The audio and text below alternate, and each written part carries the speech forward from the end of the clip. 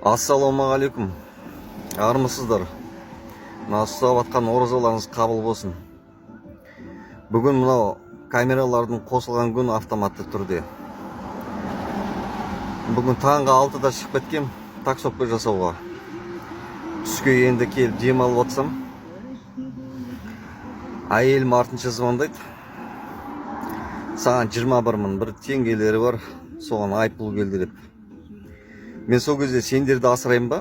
Жоқ, бала шағамды асырайын ба, өзімді асырайын ба? Сендер камераны іліп қойып, бәленбай миллиондап табыс тауып отырсыңдар. Мен сияқты миллиондаған таксист бар. Өмірлерімен рисковать етіп, арда жүреді, данякқа шығады, жол апатын көріп отыр, жол азабын көріп отыр. Үйіне келеді, артынша штраф келіп тұрады. Олар квартирада тұрмай ма?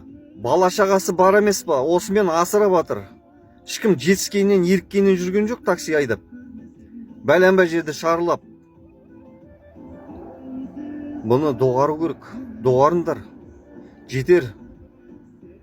Бұны қарастырыңдар дұрыстап. Бұлай халықты қинай беруге болмайды.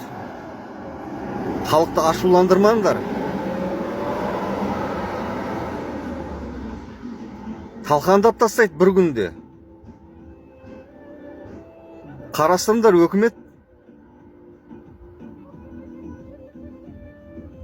Ешкім жетіскеннен жүрген жоқ.